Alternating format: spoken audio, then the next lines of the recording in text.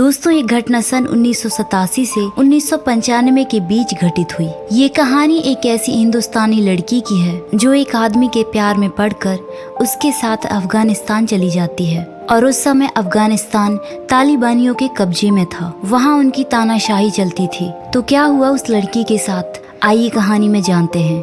India के कोलकाता शहर में रहने वाली सुष्मिता बैनर्जी एक सिंपल सी लड़की जिसने मन लगाकर पढ़ाई की और ट्रेनिंग के बाद उसे उसकी जॉब मिल गई। वो एक नर्स थी। वो दिन उसके लिए वही नॉर्मल सा दिन था मरीजों के साथ, पर उसे ये पता नहीं था कि आज के बाद उसकी जिंदगी बदलने वाली है। जावाज नाम का आदमी अपने इलाज के लिए उस हॉस्पिटल में अपने दोस्त के साथ आता है क्योंकि उसका पैर फ्रैक्चर हो चुका था और वो बहुत दर्द में था। वो रहने वाला अफगानिस्तान काबुल का है और इंडिया में काम करता है। सुष्मिता पूछती है कि क्या हुआ। उसका दोस्त बताता है कि इसकी टांग टूट गई है। वो कहती है बस इतनी सी बात। जावाज बहुत डरा हुआ था। वो कहता है डॉक्टर से भी डर लगता है। वो कहती है तुम्हें डॉक्टर से डर लगता है, लेकिन मैं तो नर्स हूँ। उसकी बात सुनकर जावाज के चेहरे पर स्माइल आ जाती है। इस तरह उसका ट्रीटमेंट होने लगता है। 2 दिन हो चुके थे जाबाज को हॉस्पिटल में और सुष्मिता को एहसास हुआ कि जाबाज उसे देखता रहता है और बातों ही बातों में वो एक दूसरे को पसंद करने लगे। कुछ दिन बाद जब जाबाज ने उसे शादी के लिए पूछा तो सुष्मिता ने तुरंत ही हाँ कर दी। सुष्मिता के माँ बाप शादी के खिलाफ होते, इसलिए उसने इस बारे में उन्हें कुछ भी नहीं बताया, क्योंकि ये सिर्फ अलग धर्म की बात नहीं थी बल्कि अलग देश की बात थी। उन दोनों ने कोर्ट मैरिज कर ली और उनकी शादी में सुष्मिता का भाई गोपाल आया था। लेकिन एक बात थी जो उसने अपने भाई को भी नहीं बताई थी कि वो जाबाज के साथ अफगानिस्तान जा रही है। वो जाबाज के साथ अपनी नई जिंदगी की शुरुआत करने के लिए उसके साथ चल पड़ी। अफगान के नज़ारे देखकर वो हैरान थी। चारों तरफ पहाड़, रेगिस्तान और इतना नीला आसमान उसने पहले कभी नहीं देखा था। जाबाज का घर काबुल से 260 किलोमीटर दूर पक्टिका जिले के शाराना गांव में था। उसका गांव छोटा सा और बहुत प्यारा था। दोनों बहुत खुश थे। जाबाज ने सुष्मिता के बारे में अपने घर वालों को पहले ही खबर कर दी थी। उसके घर की औरतें गीत गाकर और अपने रस्मों रिवाजों के साथ सुष्मिता का स्वागत करते हैं। तभी पीछे खड़ा एक आदमी हवा में बंदूक चला देता है। सुष्मिता इस आवाज से डर जाती है क्योंकि उसने अपने इतने नजदीक से पहली बार बंदूक की आवाज सुनी थी। जाबाज उसे और फायर करने से रोक देता है। फिर वो घर के अंदर जाते हैं। जाबाज का परिवार बहुत बड़ा था। सुष्मिता ये सब देखकर हैरान थी क्योंकि उसका परिवार बहुत छोटा था। पहले तो उसे लगा कि ये सब पड़ोसी होंगे, लेकिन ऐसा नहीं था। वो सब उनके परिवार वाले थे जो एक ही घर में रहते थे। उसके लिए उनके नाम याद रखने भी मुश्किल थे। और ये है जाबाज के त्रणई चाचा और ये है गुलगुटी। ये असलम जाबाज का छोटा भाई। असलम की 2 बीबियां हैं। पहली बीबी सादगी और दूसरी नोकरा। सुष्मिता इन दोनों को देखकर सोचती है कि शुक्र है मैं जाबाज की पहली और आखिरी बीबी हूँ। सुबह सुष्मिता किसी के जोर जोर से खांसने की आवाज सुनती है और भागती हुई ये पता करने के लिए जाती है कि कौन खांस रहा है। वो वहाँ जाकर देखती है तो एक हकीम कमरे के अंदर नौकरा के पास बहुत ज्यादा धुआं कर रहा था और नौकरा जोर जोर से खांस रही थी। सुष्मिता पास ही में खड़ी सादगी से कहती है कि इससे उसकी तबीयत और खराब हो जाएगी। इन्हें कहिए कि ये धुआं बंद करें। क्या पता नोकरा को दमा हो या चेस्ट इन्फेक्शन। सादगी उसकी बात का जवाब देती है कि यहाँ ऐसी बीमारियाँ नहीं होती। ये हकीम साहब हैं, इन्हें इल्म है, ये नोकरा को बिल्कुल ठीक कर देंगे। इसी अंधविश्वास की वजह से कुछ ही देर में उस धुएं से नोकरा का दम घुटने लगता है, लेकिन वो फिर भी नहीं रुकते और देखते ही देखते नोकरा की मौत हो जाती है। लेकिन उन सबको इस हादसे का जरा सा भी अफसोस नहीं था। लेकिन सुष्मिता एक नर्स थी। उसे ये सब देखकर समझ ही नहीं आता कि किसी इंसान की जान मिनटों में ले ली और इन्हें कोई फर्क भी नहीं पड़ा। जाबाज उसके पास आकर कहता है कि ये एक हादसा था। हकीम साहब सच में बहुत बड़े काबिल इंसान हैं। तुम खामखा इतनी ज्यादा खौफजदा हो रही हो। अब मौत तो अस्पताल में भी होती है। वो कहती है जब तुम्हारी टांग कलकत्ता में टूट गई थी तो वो भी ये हकीम साहब ठीक कर सकते थे अपने धुएं से। वो जाबाज से कहती है कल जब तुम पाकिस्तान के लिए जाना तो वहाँ से कुछ दवाइयाँ लेते आना।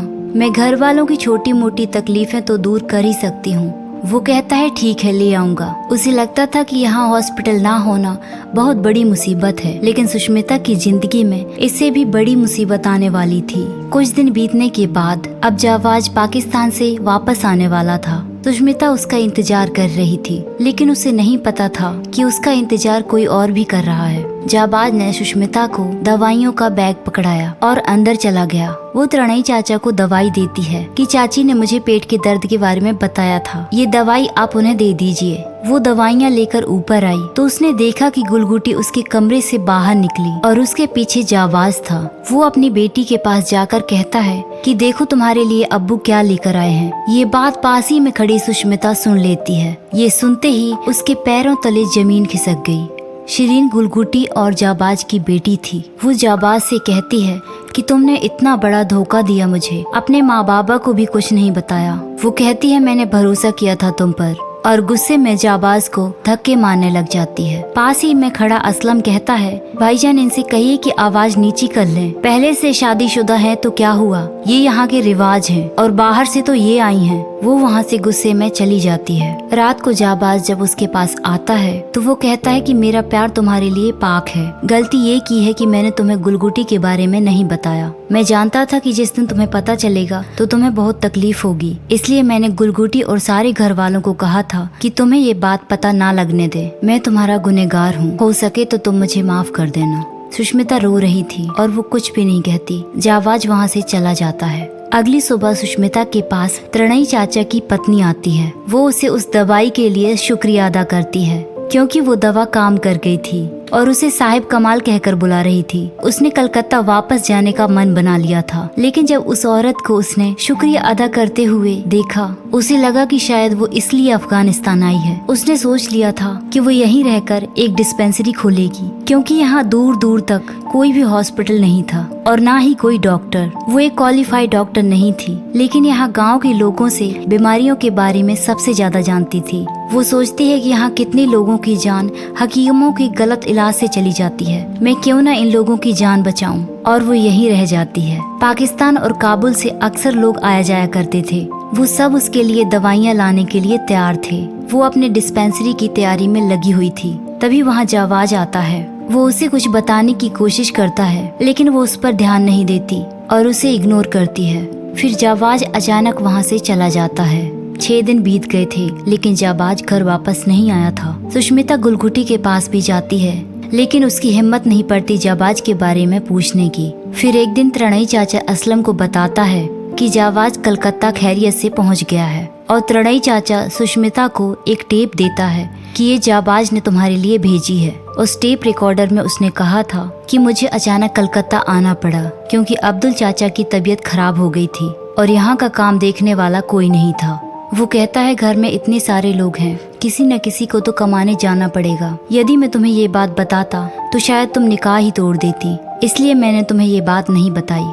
खुदा करे अब्दुल चाचा जल्दी ठीक हो जाएं, तो मैं जल्दी वापस आ जाऊंगा। सुष्मिता यहाँ सोचती है कि जाबाज बिन बताए मेरे घर मेरे देश चले गए। मैं अपने घर वालों को कोई चिट्ठी लिख देती, कुछ मेवा रख देती, या फिर साथ जाकर कुछ दिन घर हो आती। उसे जाबाज से दोबारा धोखा मिल चुका था। इस अजनबी देश में अब उसका कोई नहीं था। वो बिल्कुल अकेली पड़ चुकी थी। उसे लग रहा था कि मेरी जिंदगी खराब हो गई है, लेकिन आने वाला दौर इससे भी ज्यादा खौफनाक भरा था। अफगानिस्तान अपने सबसे बुरे वक्त से गुजरने वाला था। कुछ लोग पेड़ की छांव में बैठकर अखबार पढ़ रहे होते हैं। उस अखबार में लिखा हुआ था कि तालिबानी अफगानिस्तान पर अपनी हुकूमत चलाना चाहते हैं। तभी असलम और एक तालिबानी सुष्मिता की डिस्पेंसरी के सामने आते हैं। उन्हें देखते ही वो सारी औरतें जो अपना इलाज कराने आई थी वहाँ से भाग जाती हैं और अंदर जाकर सुष्मिता की डिस्पेंसरी का सारा सामान तहस महस कर देते हैं और सुष्मिता को बाल पकड़कर उसे बाहर फेंक देते हैं। और वो लोग ऐलान करते हैं कि तालिबान ये ऐलान करते हैं कि आज से अफगानिस्तान का हर एक बाशिंदा उनके हुक्म की तामील करेगा। हर मस्जिद में 5 वक्त नमाज अदा करेंगे। दाढ़ी रखना लाजमी है। औरतों को घर से निकलते वक्त पूरा हिजाब जरूरी है। घर से बाहर वो सिर्फ अपने शौहर या फिर महरम के साथ ही निकलेंगी। अकेले आने जाने की सख्त मनाही है। औरतों का घर से बाहर काम करना शरिया में मना है। मौसीकी हराम है, फिल्में हराम है। इस्लामी शरिया के खिलाफ जाने वालों को इसका खामियाजा भुगतना पड़ेगा। और ये सब असलम कह रहा था, क्योंकि असलम भी तालिबानियों के साथ मिल चुका था। इस तरह वो लोग अपने बनाए हुए नियम आम लोगों पर थोप देते हैं। वहाँ बैठा त्रणई चाचा असलम से कहता है कि ये इस्लाम नहीं है। लिबास बदल लेना और औरतों की आजादी छीन लेना इसे इस्लाम नहीं कहते। और फिर उन लोगों में बहस हो जाती है। अंदर बैठी सुष्मिता गुलगुटी से कहती है कि कभी जाबाज ने भी मुझ पर हाथ नहीं उठाया और ये लोग धर्म का वास्ता देकर लोगों पर अत्याचार करते हैं। कुछ दिन बाद असलम की पत्नी सादगी एक बेटी को जन्म देती है। उसकी ये 5वीं बेटी थी और ये वक्त वैसे भी लड़कियों के लिए अच्छा नहीं था। असलम को और बेटियां नहीं चाहिए थी, इसलिए सुष्मिता ने उसकी बेटी को उनसे मांग लिया और उसका नाम टिन्नी रखा। अब टिन्नी ही उसके जीने का मकसद बन गई।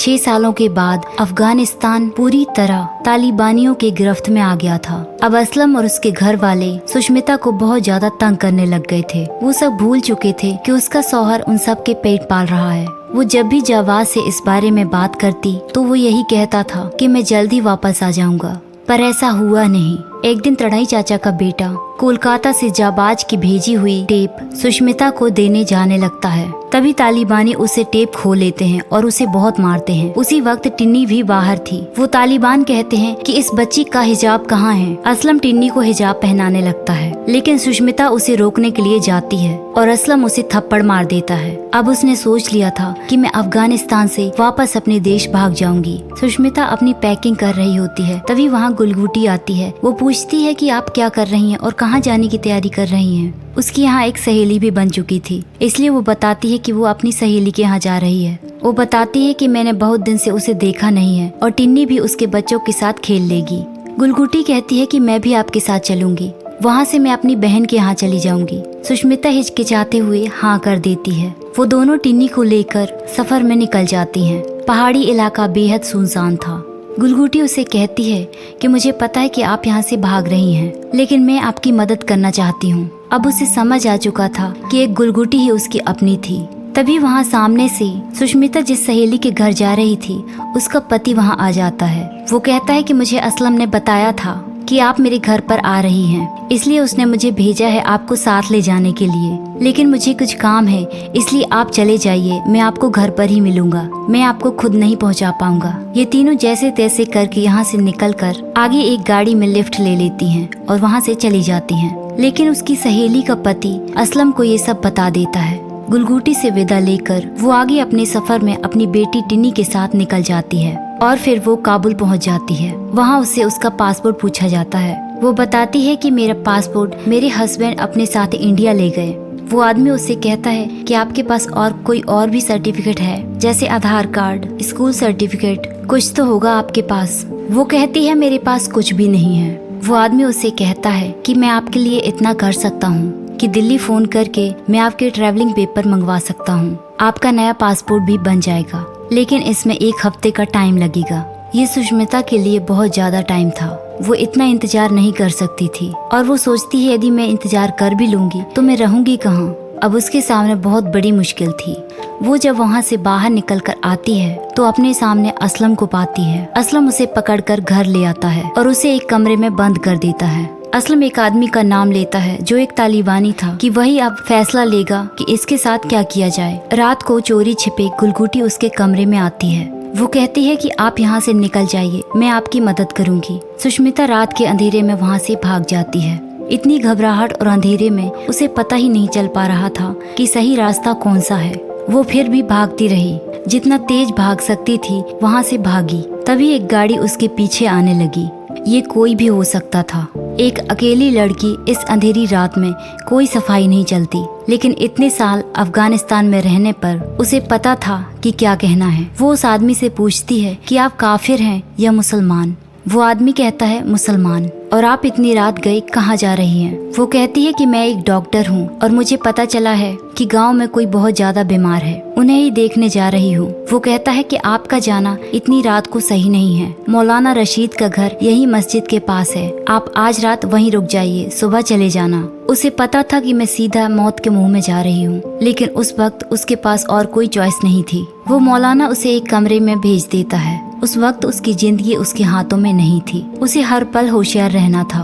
दूसरे दिन का सूरज वो देख भी पाएगी या नहीं, उसे पता नहीं था। सुबह जब उसकी आँख खुलती है, कुछ लोगों की आवाज सुनाई देती है जो उसके बारे में बात कर रहे थे कि बात हद से ज्यादा बढ़ गई है और अब हमें फैसला लेना पड़ेगा। दरवाजे के बाहर वो लोग उसका सर कलम करने की बात कर रहे थे। उसका जुर्म कि एक औरत होकर तालिबान के हुक्म को ना मानना था। सुष्मिता ने सोच लिया था कि यदि मरना ही है तो भागती हुई क्यों न मरूं। वो वहाँ से भाग जाती है और असलम और कुछ तालिबानी उसका पीछा करते हैं। वो एक गांव की गलियों में जाकर छुप जाती है। बहुत देर तक वो वहीं पर छुपी रहती है। तभी उसको ढूंढते हुए त्रणई चाचा आ जाता है। वो सुष्मिता से कहता है कि मैंने तुम्हें कहाँ कहाँ नहीं ढूंढा, क्योंकि उसके सर कलम करने की बात सारे गांव में फैल चुकी थी। त्रणई चाचा उसकी मदद करने के लिए आता है। वो उसे उसका पासपोर्ट देता है और कुछ फर्जी डॉक्यूमेंट्स। वो कहता है फर्जी है लेकिन काम करेगा। वो कहता है जाओ अपने वतन। सुष्मिता कहती है लेकिन टिनी का क्या होगा। वो कहता है कि अभी तुम जाओ, नहीं तो तुम्हारी जान नहीं बचेगी। यदि खुदा ने चाहा तो टिनी तुम्हें वापस मिलेगी। वो कहता है काबुल के लिए बस निकलने वाली है, अब तुम यहाँ से जाओ। बस में बैठकर सुष्मिता काबुल पहुंच जाती है। वो असलम और तालिबानियों के डर से कांप रही थी। किसी तरह वो एयरपोर्ट पहुंच जाती है। वो ऑफिसर उसका पासपोर्ट मांगता है और फिर उससे नकाब हटाने को कहता है। ऑफिसर उससे पूछता है कि आप अफगानी हैं। वो कहती है हाँ। वो उसका गांव भी पूछता है। वो बताती है कि पक्तिका गांव से। वो ऑफिसर कहता है कि आपके चेहरे और आपके अल्फाजों से नहीं लगता कि आप एक अफगानी हैं। वो कहती है मैंने इंडिया में काम किया था इसलिए। ऑफिसर पूछता है कि आप इंडिया कब गई थी। वो कहती है बहुत साल हो गए, अब तो याद भी नहीं है। वो फिर से पूछता है कि क्यों जाना चाहती हैं आप इंडिया, लेकिन इस बार सुष्मिता कोई जवाब नहीं देती। लेकिन पता नहीं उस एक लम्हे में क्या हुआ और उस ऑफिसर ने उसे जाने दिया। 12 अगस्त 1995 को सुष्मिता बनर्जी कलकत्ता अपने घर सही सलामत पहुंच गई। वो 2013 तक इंडिया में रही। इस दौरान उन्होंने कुछ किताबें भी लिखी, जिसमें सबसे प्रसिद्ध अकाबली वालास बंगाली वाइफ थी। जनवरी 2013 में वो फिर से अफगानिस्तान अपने पति जाबाज के साथ गई, लेकिन उसी साल 3 सितंबर को तालिबानियों ने उन्हें मार दिया और इस तरह ये कहानी यहीं खत्म हो जाती है। तो दोस्तों ये थी हमारी आज की कहानी। हमारी कहानी आपको कैसी लगी कमेंट करके जरूर बताइए और ऐसी ही कहानियों के लिए हमारे चैनल को सब्सक्राइब कीजिए। Thanks for watching.